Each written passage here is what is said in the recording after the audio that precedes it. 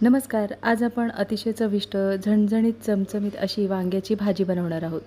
ही भाजी तुम्ही अगदी चपातीबरोबर, भाकरीबरोबर किंवा भाताबरोबर सुद्धा खाऊ शकता. तर आज आपण अगदी झटपट तयार होणारी वांग्याची भाजी बनवणार आहोत. ह्या भाजीबरोबर तुम्ही नक्कीच 2 घास जास्त जेवाल किंवा नक्कीच 2 चपात्या जास्त खाल. वांग्याची भाजी बनवण्यासाठी आपण वाटण तयार करून घेणार आहोत. अर्धी वाटी सुकं खोबरं भाजून घेतलेलं आहे. 4 ते 5 हिरव्या मिरच्या, आलं, लसूण पाकळ्या आणि 1 मूठभर आपण इथे शेंगदाणे भाजून घेतलेले आहेत. तर हे बारीक असं वाटण तयार करून घेणार आहोत. तर मिक्सरच्या छोट्या भांड्यामध्ये आपण हे सर्व साहित्य काढून घेणार आहोत. भाजून घेतलेलं सुकं खोबरं, भाजून घेतलेले शेंगदाणे, छोटा आल्याचा तुकडा, 5 ते 6 लसूण पाकळ्या, 3 ते 4 हिरव्या मिरच्या. हिरव्या मिरच्या ह्या तुम्ही तुमच्या आवडीनुसार वापरू शकता. इथे मी पाण्याचा वापर न करता हे मिक्सरमध्ये आपण बारीक असं वाटण तयार करून घेणार आहोत. तुम्हाला जर पाण्याची आवश्यकता वाटत असेल तर तुम्ही पाण्याचा वापर करू शकता. कढईमध्ये फोडणीपुरतं तेल गरम करून घेणार आहोत. तेल छान गरम झाल्यानंतर मोहरी छान तडतडू द्यायची. मोहरी तडतडलेली आहे आणि आता आपण 1 बारीक चिरलेल्या कांद्याचा वापर करणार आहोत. ही भाजी तुम्ही अगदी टिफिनलासुद्धा घेऊन जाऊ शकता. अतिशय चविष्ट आणि अगदी चमचमीत अशी ही भाजी तयार होते. तर इथे आता कांदा छान लालसर होईपर्यंत आपण परतवून घेणार आहोत. कांदा सतत ढवळत राहायचा आहे. सकाळच्या घाई गडबडीत जर वाटण तयार करून घेता येत नसेल तर तुम्ही हे रात्री असं वाटण तयार करून घेऊ शकता आणि फ्रीजमध्ये ठेवून सकाळी अशा पद्धतीने ही भाजी बनवलीत तरीसुद्धा अगदी झटपट तयार होते. कांदा परतवून झालेला आहे आणि आता आपण मसाल्यांचा वापर करणार आहोत. गॅसची फ्लेम स्लो ठेवायची आहे. तर इथे आपण घरगुती लाल तिखटाचा वापर केलेला आहे 1.5 चमचा, म्हणजे साठवणीचा मसाला. साठवणीचा मसाला नसेल तर तुम्ही कांदा लसूण मसाला वापरू शकता. 1 चमचा आपण इथे गरम मसाला वापरलेला आहे आणि 2 चिमूटभर हिंगाचा वापर केलेला आहे. मसाले आपण छान परतवून झालेले आहेत. मसाले परतवताना लक्षात ठेवा गॅसची फ्लेम एकदम स्लो ठेवायची आहे, म्हणजे करपणार नाही.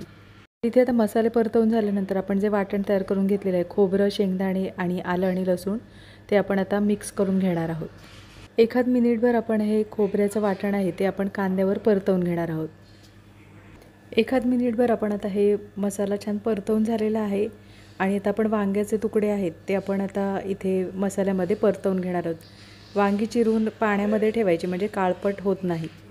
तर इथे आपण उभी अशी वांगी चिरून घेतलेली आणि आपण ती पाण्यामध्ये ठेवलेली. तर इथे आता पाण्यामध्ये काढून झाल्यानंतर आपण वांगी मसाल्यामध्ये परतवून घेणार आहोत. तुम्ही तुमच्या आवडीनुसार वांग्याचे तुकडे करून घेऊ शकता.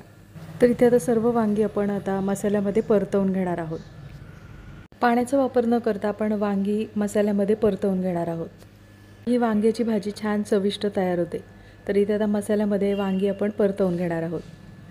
तर वांगी आपण मसाल्यामध्ये परतवून झालेली आहेत. वांगी परतवून झाल्यानंतर आपण 2 ते 3 मिनटासाठी आपण झाकण ठेवून वाफ देणार आहोत. तर इथे पाण्याचा वापर न करता अगदी 2 ते 3 मिनटासाठी आपण झाकण ठेवून स्लो गॅसवर वाफ देणार आहोत. तर इथे आता 2 ते 3 मिनटं झालेली आहेत आणि मिक्सरच्या भांड्यामध्ये आपण जे वाटण तयार करून घेतलेलं ते मिक्सरचं भांडं आपण धुवून घेणार आहोत.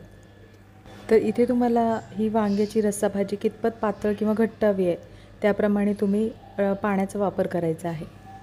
तर इथे आता पाण्याचा वापर केल्यानंतर भाजी आपण एकदा ढवळून घेणार आहोत. भाजी ढवळून झालेली आहे.